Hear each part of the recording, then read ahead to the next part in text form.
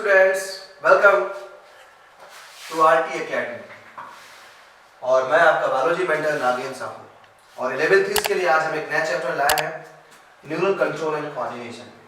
काफ़ी कुछ पढ़ लिया हमने ह्यूमन के मैकेनिज्म में, फिजियोलॉजी में, एक्सक्रीशन तक के टॉपिक को खत्म किया और आज एक नया चैप्टर स्टार्ट करेंगे, न्यूरल कंट्रोल एंड कोऑर्डिनेशन। बेहतरीन चैप्टर है। और आप यहाँ पर अभी तक याद करें तो अपने मसल्स के बारे में जब मेरे से पढ़ा था तो आपने मसल्स में एक चीज जानते कि मसल्स में वर्किंग होती है। आपने अच्छे से देखा था, मसल्स कॉन्ट्रैक्ट करती है, रिलैक्स होती है और उसके कारण हमारी बॉडी मूवमेंट और लोकोमोशन करती है।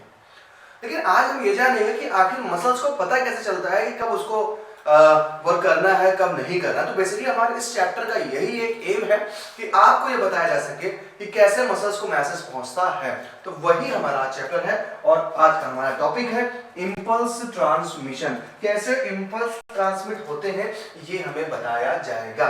चलिए स्टार्ट करते हैं। और उसके पहले आपसे रिक्वेस्ट है कि हमारे चैनल को लाइक करें, हमारे चैनल को सब्सक्राइब करें और शेयर करें। वीडियो का अच्छा लगता है तो शेयर करिए। चलिए लेक्चर स्टार्ट करते हैं। Topic impulse transmission. देखिए, आप देख रहे हैं हमारी बॉडी में डिफरेंट टाइप्स की न्यूमरस न्यूरॉन्स का जाल बिछा पड़ा है। न्यूरॉन्स का घना जाल बिछा पड़ा है हमारी बॉडी में और न्यूरॉन्स के बारे में हमने डिस्कस कर लिया था टिश्यू चैप्टर में, इसलिए मैं न्यूरॉन्स पे डिस्कस नहीं कर रहा हूँ। क्योंकि न्यूरॉन्स को अगर समझना है तो हमारे टिश्यू वाले लेक्चर पे चले जाइए और उस फोल्डर पे जाकर के आप देखिए। न्यूरॉन्स हमारे बॉडी के, अगर नर्वस सिस्टम की बात करें तो उसके स्ट्रक्चरल एंड फंक्शनल यूनिट हुआ करती थी और न्यूरॉन्स का ही काम होता है मैसेज को भेजना एक जगह से दूसरी जगह। जहां जहां पर आप देखेंगे हर जगह न्यूरॉन्स फैले पड़े हुए हैं। जिस जगह पे न्यूरॉन्स नहीं है तो उस जगह पे कोई सेंसेशन भी हम फील नहीं करते हैं, हम कोई मैसेजेस भी नहीं फील करते हैं। जैसे कि बात करें, आप अपने हेयर्स के टिप को ले लें, जड़ से मत उखाड़ें, टिप को ले लें, कैंची से काटें, जलाएं, दुनिया के किसी भी केमिकल जलाएं, आपको कोई सेंसेशन, कोई दर्द महसूस नहीं होगा। आप अपने नेल्स को कट करते हैं, आपको कोई फील नहीं होता। कट करने पे आप कट कर रहे हैं बड़े आसानी से, क्यों? उस जगह पे नर्वस सिस्टम नहीं है आपका। यानी जहां पर न्यूरॉन्स है, जहां पर नर्वस सिस्टम है, उस जगह पर हमारा मैसेज कंडक्ट होता है। तो हम उसी कंडक्शन के मेथड को आज जानने वाले हैं, कैसे इंपल्स जनरेट होता है, कैसे चीजें हमें समझ में आती हैं। तो सबसे पहले generation and conduction of nerve impulse की बात करेंगे तो 3 स्टेप्स हैं आपके इंपल्स ट्रांसमिशन के। पहला, maintenance of resting membrane potential, action potential and propagation of action potential. देखिए, थोड़ा इन मैसेजेस को समझने के लिए हम आपको एक अपनी तरफ से कुछ चीजें बताना चाहते हैं। क्या चीजें हैं समझिएगा जरा। एक टर्म हमें जानना है, स्टिमुलाई। स्टिमुलाई, ठीक है, स्टिमुलाई क्या होता है? पहले टर्म सुनिए, स्टिमुलाई पढ़ेंगे हम, देन हम जानेंगे इंपल्स को,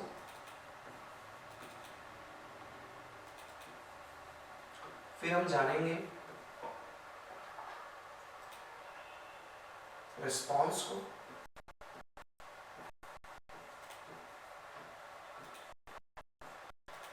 क्या होता है एक्सेप्टर, क्या होता है इफेक्टर,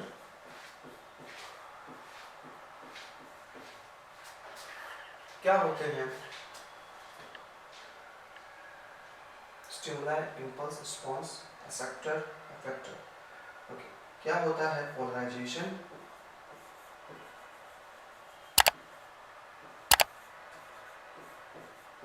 क्या है depolarization, depolarization, what is repolarisation.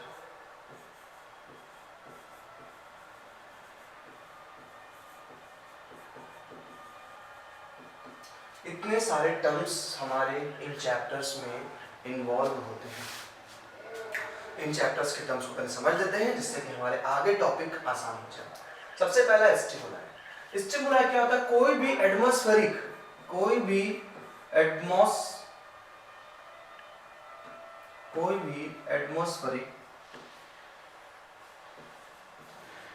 Atmospheric changes होते हैं,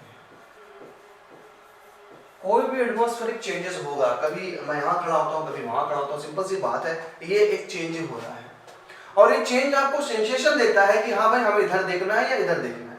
I am right? Okay.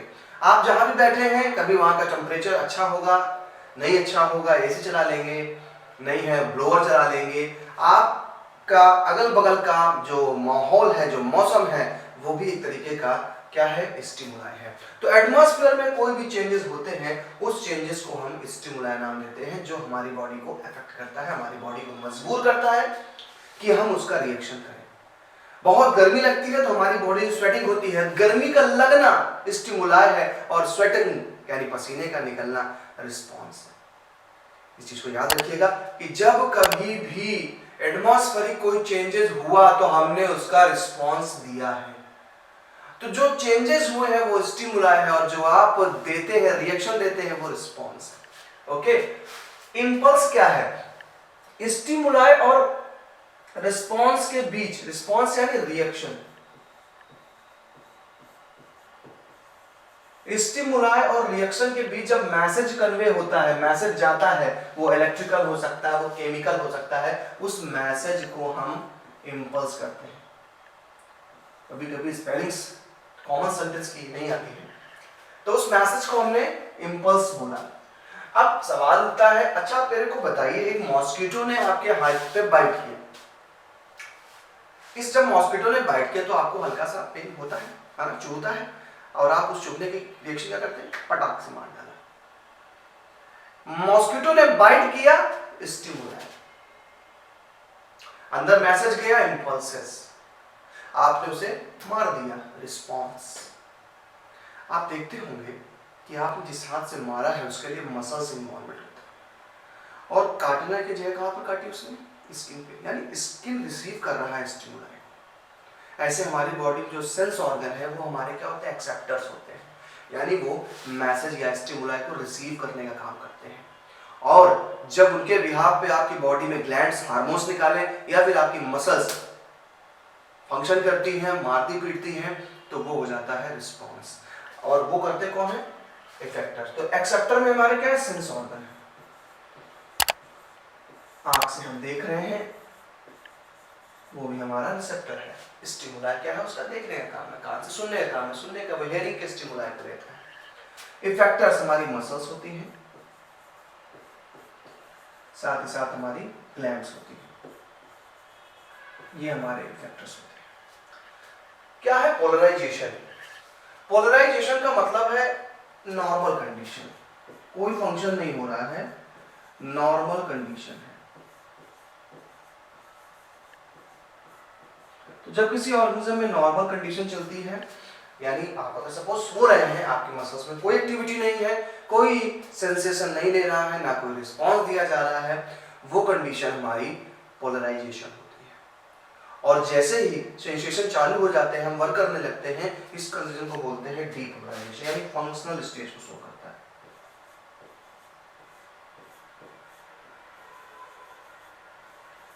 Functional stage को शो करता है।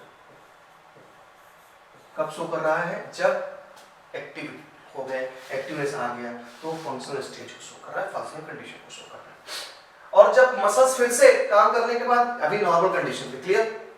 पोलराइजेशन, कोई फंक्शन हुआ, डीपोलराइजेशन, फिर से नॉर्मल हो गया, रीपोलराइजेशन। समझिएगा, normal, polarization, depolarization, then normal, repolarization. यानी जब नॉर्मल कंडीशन से फंक्शन हुआ तो डीपोलराइज्ड हो गया, और जब डी से फिर से नॉर्मल हुआ तो अगेन नॉर्मल स्टेज जब आई वापस इसकी, अगेन नॉर्मल स्टेज,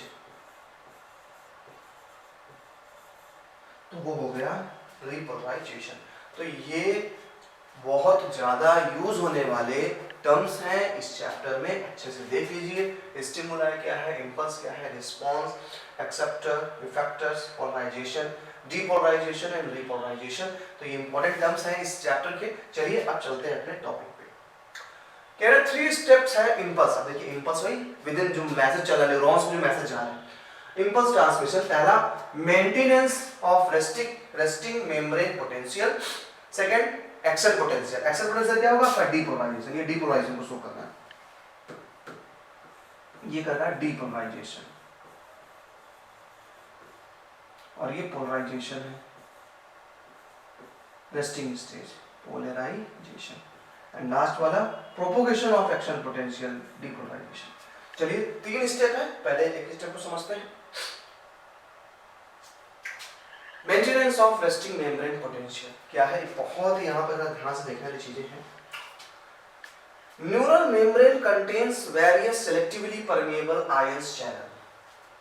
सेम ही देखिए, एक्सॉन है, न्यूरॉन है, एक सेल है हमारी, और उस सेल है तो सेल उसकी मेम्ब्रेन दिखाई जाएगी आपको ऐसे।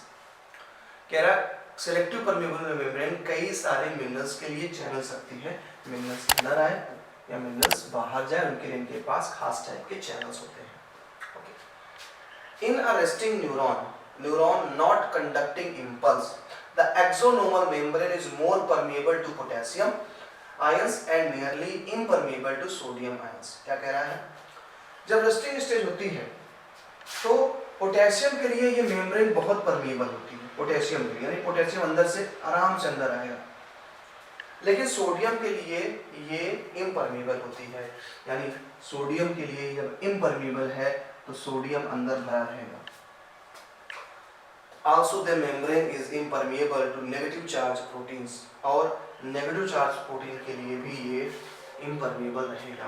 यानी देखा जाए तो नॉर्मल कंडीशन पे हमारे साथ 2 घटनाएं घटेंगी, जरा ध्यान से समझिएगा जगह पे।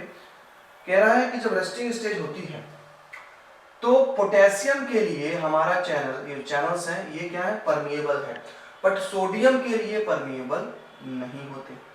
ठीक है भाई, मान लिया, यानी पोटेशियम अंदर बाहर जाएंगे बट सोडियम के लिए उतना नहीं है। दूसरी बात कहता है कि जो नेगेटिव चार्ज की जो प्रोटीन्स होती हैं वो नेगेटिव चार्ज के प्रोटीन्स के लिए भी इम्परमेबल रहेगी। यानी अगर एक्सोलेमा किसकी बात कर रहा है, एक्सॉन की मेम्ब्रेन को, अगर एक्सॉन की मेम्ब्रेन के अंदर नेगेटिव चार्ज वाले प्रोटीन परमेबल नहीं है इनकी मेम्ब्रेन, तो अंदर नेगेटिव चार्ज ज्यादा होगा। तो देखिए अंदर माइनस चार्ज आपको इसे दिखाया जा रहा है, क्यों, क्योंकि more negative charge proteins are present there and the membrane is not permeable for that proteins. That is why the concentration of negative charge ions and proteins are increasing in cytoplasm of axon. यहां पर negative charge आता है, बाहर positive charge आता है क्योंकि potassium है। ये रेस्टिंग स्टेज को डिनोट करता है। अभी अगर बाहर पॉजिटिव है अंदर नेगेटिव है, ये एक रेस्टिंग स्टेज है, इस चीज को याद रखिएगा। ओके, पहला बात तो हम समझ गए कि चलिए ठीक है। नेगेटिव अगर हम एक बात करेंगे, जब कभी भी कि कोई रेस्टिंग स्टेज में हमारे न्यूरॉन्स हैं तो अंदर नेगेटिव चार्ज और बाहर पॉजिटिव चार्ज होगा। चलिए, मेंटेनेंस ऑफ रेस्टिंग मेम्ब्रेन में चलिए क्या है, therefore concentration of potassium and very charged protein, negatively charged protein in exoplasm is high and the concentration of sodium is low। Sodium जब बाहर आ ही जा नहीं पा रही है तो बेचारी सोडियम कंसंट्रेशन बाहर की तरफ आ है, अंदर नेगेटिव चार्ज है, पोटेशियम आयन की कंसंट्रेशन है। The fluid outside the axon contains low concentration of potassium, बाहर पोटेशियम कंसंट्रेशन कम होगा, and high concentration of sodium, बाहर सोडियम ज्यादा होगा। हाई कंसंट्रेशन ऑफ सोडियम के कारण बाहर पॉजिटिव चार्ज है, जबकि अंदर नेगेटिवली चार्ज प्रोटीन्स हैं तो इसलिए अंदर नेगेटिव चार्ज है। दिस फॉर्म्स एन आयनिक और concentration gradient across the resting membrane. ये कंसंट्रेशन ग्रेडियंट है across the resting membrane. Concentration gradient मतलब बाहर पॉजिटिव अंदर नेगेटिव चार्ज आता है। फिर कहते हैं the ionic gradients are maintained by the active transport of ions by the sodium potassium pump. बाहर पॉजिटिव चार्ज ही रहे रेस्टिंग स्टेज में ज्यादा, अंदर नेगेटिव चार्ज ही रहे, इसके लिए सोडियम पोटेशियम पंप होता है। क्योंकि याद रखिएगा, जैसे ही कंसंट्रेशन ग्रेडियंट बिगड़ेगा, यानी बाहर पॉजिटिव जाता है अंदर नेगेटिव, जैसे ही अगर अंदर पॉजिटिव आने लग जाएंगे, अंदर पॉजिटिव जो कंसंट्रेशन ग्रेडियंट है अंदर पॉजिटिव अगर बढ़ने लग जाएगा तो ये एक्शन पोटेंशियल में आ जाएगा। आपकी मसल्स एक्टिव पोजीशन में है, वो तुरंत चुगड़ना फैलना चालू। तो सोचिए ऐसी कंडीशन पे आप क्या हो जाएगा, अगर ये कंसंट्रेशन ग्रेडियंट मेंटेन नहीं रखा जाएगा तो मसल्स में कंट्रैक्शन रिलैक्सेशन चालू हो जाएगा। ना चाहते हुए भी जैसे आपकी नहीं आंखें फड़कने लगती हैं या कभी आपकी कोई मसल्स में फड़कन होने लगती है, वो क्यों नहीं, क्योंकि पोटेंशियल चेंज होता है। तो इस कंसंट्रेशन ग्रेडियंट को मेंटेन करने के लिए एक एक्टिव प्रोसेस होता है जिसे सोडियम पोटेशियम पंप बोला जाता है। क्या है एक्टिव प्रोसेस, देखिए It transport 3 sodium outward and 2 potassium inward the cell. ATPase enzyme की जरूरत पड़ती है, बाहर से 3 सोडियम मॉलिक्यूल अंदर आते हैं एक्सोप्लाज्म में और अंदर से 2 पोटेशियम बाहर जाते हैं मेंटेन बनाने के लिए कि बाहर कहीं केवल सोडियम ना ज्यादा हो जाए, अंदर केवल पोटेशियम ही ज्यादा ना रहे. It transport 3 sodium outwards for 2K into the cell. As a result, the outer surface becomes positively charged and inner surface become negatively charged. अंदर से 3 चार्ज बाहर जा रहा है, पॉजिटिव ज्यादा जा रहा है और बाहर से 2 पोटेशियम अंदर आ रहा है, तो ये कंसंट्रेशन ग्रेडियंट मेंटेन रह रहा है, बाहर पॉजिटिव अंदर negative. Okay. The electric potential differences across the resting plasma membrane is called as the resting potential. जो ये डिफरेंस है दोनों के बीच, यही resting potential होता है. सेकेंड टॉपिक आता है एक्स, जो कि हमारा एक्शन पोटेंशियल है. अब देखिए एक्शन पोटेंशियल में क्या कह रहे हैं भाई साहब. एक्शन पोटेंशियल क्या आप देख रहे हैं, न्यूरॉन्स का ये एक्सॉन दिख रहा है आपको, जहां पर ये आपको रेड दिख रहा है, ये रेड बेसिकली शो कर रहा है कि यहाँ पर एक्शन हो गया है. तो देखिए जहाँ रेड का एक्शन पोटेंशियल में क्या होता है, चार्ज देखिए अपोजिट हो गया, बाहर नेगेटिव चार्ज हो गया और with in axoplasm positive charge हो गया. और इसीलिए कभी भी आप देखेंगे, आपने देखा होगा जब कोई थर्मल कैमरेज होते हैं तो वो चीज कई मूवीज में देखिए, प्रेडेटर्स में दिखाया गया है कि बॉडी रेड कलर की दिखाई पड़ती है जब उस देखते. क्यों वो रेड क्या दिख रहा है, वो रेड एक्शन पोटेंशियल को दिखा रहा है.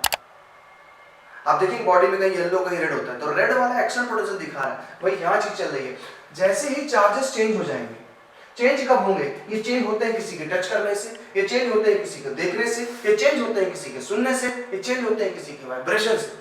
और इन चेंजेस को हमारा ब्रेन समझता है कि आखिर ये चेंजेस क्या है. आप मेरे को देख रहे हैं इस समय, आपकी जो सेंस ऑर्गन है, आपका जो रिसेप्टर है वो आईज है, सुनने के लिए ईयर है. आप इन दोनों चीजों से रिसीव कर रहे हैं मैसेज को, ब्रेन इन मैसेज को बता रहा है आपको मेमोरी के अकॉर्डिंग ये क्या है. इस तरह बायोलॉजी पढ़ा रहे हैं, क्या कर रहे हैं. तो when a stimulus is applied, the membrane at site A becomes permeable to sodium. जैसे ही कोई टच या किसी भी चीज का सेंसेशन गया, उस जगह की मेम्ब्रेन सोडियम के लिए परमिएबल हो जाती है और पोटेशियम के लिए impermeable, just opposite. This causes rapid influx of sodium and reversal of the polarity at the site. Outer negative charge and inner positive charge is called depolarization. इस पे हमने बात करी. जैसे ही हमने टच किया इनको, टच करने पर बाहर अभी तक पॉजिटिव ज्यादा था, अब सोडियम आयन अंदर आने लगा है, यानी पॉजिटिव आयन अंदर आने लगा. अब जब पॉजिटिव अंदर आने लगा, तेजी से इन्फ्लक्स हो रहा है एक्सोप्लाज्म में पॉजिटिव का, तो बाहर नेगेटिव चार्ज हर जगह जाए, बाहर ले अंदर ले नेगेटिव चार्ज प्रोटीन पाई जाती है. लेकिन जब कोई स्टिमुला गया, सोडियम क्या हो गया, परमिएबल हो गया, बहुत ज्यादा सेल मेम्ब्रेन परमिएबल हो गया. जितना बाहर सोडियम था सब अंदर जाने लगा और वो सोडियम अंदर जा करके अंदर के चार्ज को उसने पॉजिटिव कर दिया. यानी सरफेस पे अभी तक बाहर पॉजिटिव था, अब अंदर पॉजिटिव हो जाएगा. और सिंपल सी बात, जब अंदर पॉजिटिव होगा तो बाहर नेगेटिव चार्ज हो जाएगा. बाहर नेगेटिव चार्ज हो गया और ये चीज जो बन गई, ये हो गया एक्शन पोटेंशियल, ये हो गया डीपोलराइजेशन. और यही डीपोलराइजेशन धीरे धीरे एक सरफेस से होता हुआ पूरे सरफेस की तरफ भागता चला जाता है और आपके नर्व्स में इंपल्स की तरह होती है. ये एक तरीके का इलेक्ट्रिक इंपल्स होता है. इसीलिए एक जगह टच करेंगे, इसकी स्पीड इतनी ज्यादा होती है 100 मीटर पर सेकंड की, इसलिए आप समझ नहीं पाते. जो कि आप टच करते हैं धीरे धीरे मैसेज बढ़ रहा होता है, लेकिन स्पीड इतनी हाई है कि आपको लगता है टच किया, हमने फील कर लिया और उसका रिस्पांस दे दिया. तो ये आपकी बॉडी का सिस्टम है.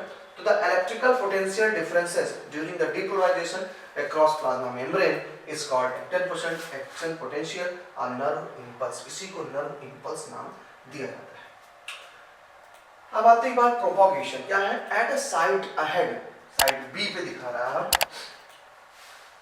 surface is positive and inner surface is negative charge. Result, a current flows on the inner surface from side A to side B. अब करंट साइड A से साइड B की तरफ चल रहा है. On the outer surface, current flows from B से A.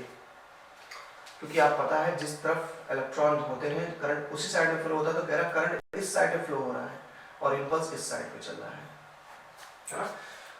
तो as a result, a current flows on the inner surface from side A to side B. अंदर की तरफ उधर नेगेटिव से पॉजिटिव होता चल रहा है, इधर on the outer surface current flows from side B to side A to complete the circuit. Hence the polarity is reversed and action potential is generated at site B. Action potential at site A arrives at site B. तो जब ये हमारे चल रहा है message, तो कैसे चल रहा है, एक सर्किट तैयार हो जाता है। देखिए पॉजिटिव से एक सर्किट चल रहा होता है, इधर नेगेटिव उधर पॉजिटिव, इधर नेगेटिव, एक सर्किट बन जाता है और ये सर्किट पूरी एक्सोप्लाज्म में फैल जाता है। देखिए पहले नॉर्मल कंडीशन थी, बाहर पॉजिटिव अंदर नेगेटिव, जैसे देखिए बाहर नेगेटिव अंदर पॉजिटिव हो गया। अब इस करंट धीरे धीरे फैल रहा, पी क्यू आर एस पूरे साइड पे जा रहा है, धीरे धीरे करके पूरे के पूरे हमारे एक्सॉन में एक इलेक्ट्रिकल इंपल्स सप्लाई हो जाता है। And the sequence is repeated along the axon and the impulse conducted.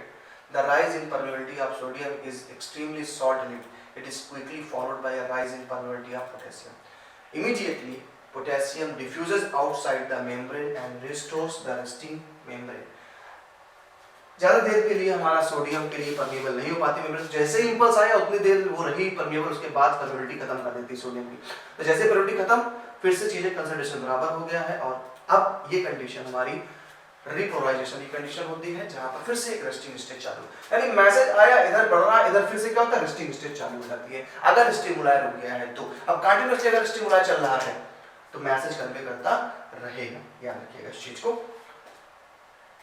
अब चलेंगे हम लोग, एक क्वेश्चन पूछा था व्हाट इज सिनैप्स, बहुत ही अच्छा क्वेश्चन है सिनैप्स पे, और इसका इंपॉर्टेंस ये है कि अगर मैं कहता हूं कि एक न्यूरॉन ये था, ओके एक न्यूरॉन, क्योंकि आपकी बॉडी में एक न्यूरॉन तो है नहीं, न्यूरॉन का पूरा पूरा जाल बिछा पड़ा है बॉडी पे। अब अगर आप कहते हैं कि सर मैंने इस न्यूरॉन को टच किया, इस पे टच किया, इलेक्ट्रिकल इंपल्स आ गया, बाहर नेगेटिव होने लगा, अंदर पॉजिटिव चार्ज होने लगा, ठीक है मैसेज तो यहाँ चल रहा, विद इन न्यूरॉन तो मैसेज यहाँ जा रहा, लेकिन अब दो न्यूरॉन के बीच में यहाँ से यहाँ कैसे जाएगा मैसेज, क्योंकि टच में तो है नहीं, एक माइक्रो जंक्शन है, बीच में गैप है, तो मैसेज कैसे जाएंगे।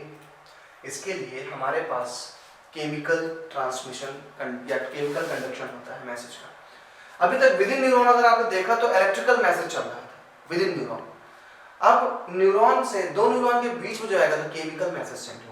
तो इंपॉर्टेंट पॉइंट है, पहले देखिए सिनैप्स है क्या। Synapse is a functional junction between two neuron, एक न्यूरॉन से दूसरे न्यूरॉन के बीच में जो जंक्शन है इसे हम बोलते हैं सिनैप्स, इसे बोलते हैं हम सिनैप्स, दो न्यूरॉन के बीच का gap, micro junction. It is two type, एक इलेक्ट्रिकल सिनैप्स होता है, एक केमिकल सिनैप्स होता है। चलिए देखते हैं इलेक्ट्रिकल और केमिकल सिनैप्स के बारे में। सबसे पहले इलेक्ट्रिकल सिनैप्स देखते हैं। इन दिस द मेम्ब्रेन, देखिए इलेक्ट्रिकल सिनैप्स में क्या है, जो हमारा न्यूरॉन है जो मैसेज दे रहा है उसे हम बोलते हैं pre synaptic neuron, pre synaptic neuron.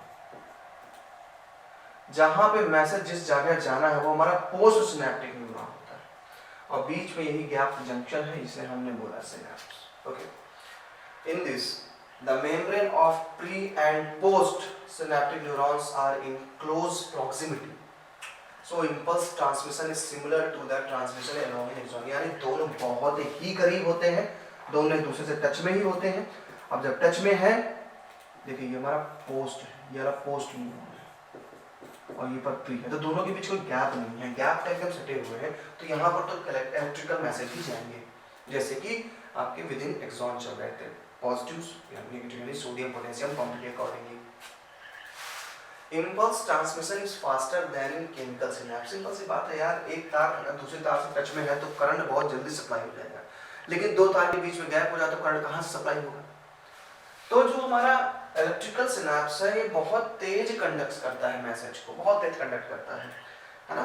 Electrical synapse are very rare in human system, लेकिन अफसोस की बात कि हम ह्यूमन सिस्टम में ये बहुत ही रेयर न्यूरॉन्स के पास पाया जाता है। केमिकल सिनैप्स की बात करें, एनसीईआरटी में बेहतर तरीके से डायग्राम दिया गया, यहाँ पर आपको साफ साफ दिख रहा है, प्री सिनैप्टिक मेम्ब्रेन है, इधर पोस्ट सिनैप्टिक मेम्ब्रेन, येलो वाला पार्ट, यहाँ से देखेंगे पोस्ट सिनैप्टिक मेम्ब्रेन है, ये आपका रिसेप्टर है, ये आपकी स्किन हो सकता है, कुछ भी हो सकता है, मसल्स हो सकता है, सॉरी स्किन, सिनेप्टिक वेसाइकल्स होते हैं। देखिए एक तरीके से गॉल्गी बॉडी के मॉडिफाइड वेसाइकल्स होते हैं, बने हुए, जिसके अंदर कुछ केमिकल फील होता है, और जो केमिकल्स होते हैं, इस केमिकल्स को हम न्यूरोट्रांसमीटर कहते हैं।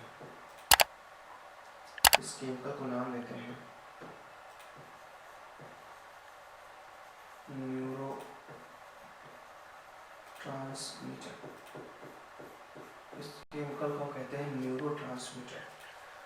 दो सिनाप्स के बीच में जो केमिकल्स हमारे प्री सिनेप्टिक नोड्स में जो वेसाइकल्स का केमिकल बने हैं, ये न्यूरोट्रांसमीटर है, जैसे एसिटाइलकोलिन है, डोपामीन है, सेरोटोनिन है, बहुत सारे न्यूरोट्रांसमीटर्स होते हैं।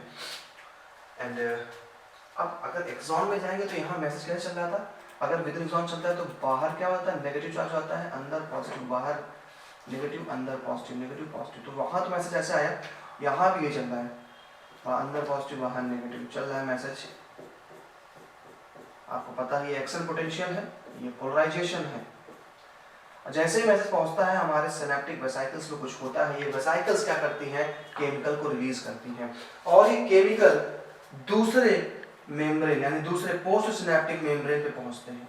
जैसे केमिकल पहुंचते हैं, ये एक तरीके का स्टिमुलाई होता है, फिर तुरंत इन न्यूरॉन्स में पोटेंशियल चेंज हो जाएगा। ऐसे दो न्यूरॉन्स के बीच में मैसेज भागता है, कब, जब दोनों के बीच में गैप हो, खासकर हम लोगों में। ठीक है, तो देखिए in this there is a fluid filled space synaptic cleft. ये जो स्पेस देख रहे हैं या माइक्रो जंक्शन, जिसे सिनेप्टिक क्लेफ्ट कहते हैं, between the presynaptic neuron and postsynaptic neuron. Okay, the presynaptic neuron regions have swelling called synaptic node. ये जो swelling देखते हैं बटन जैसा स्ट्रक्चर, इसे हम synaptic knobs कहते हैं। They contain synaptic vesicles filled with neurotransmitter like acetylcholine और adrenaline। जैसे हमारे वेसाइकल्स में बने, वेसाइकल्स क्या गॉल्गी बॉडी के थ्रू बनाए गए वेसाइकल्स हैं, कोई बहुत गंभीर चीज नहीं।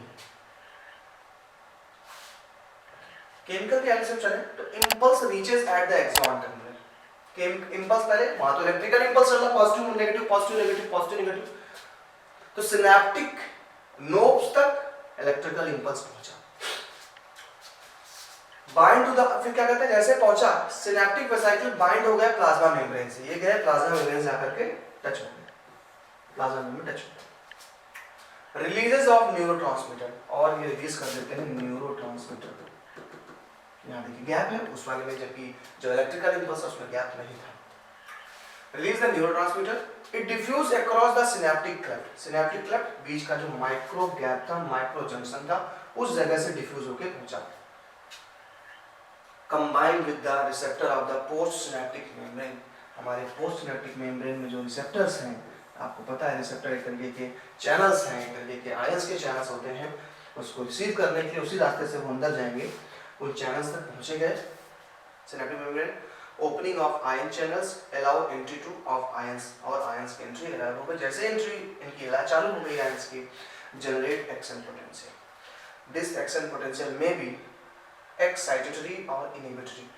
ये दो तरीके के इंपल्स होगा, एक तो एक्साइट करने के लिए, वर्किंग करने के लिए, दूसरा रोकने के लिए भी कि हाँ भाई अब फंक्शन को रोका जाए।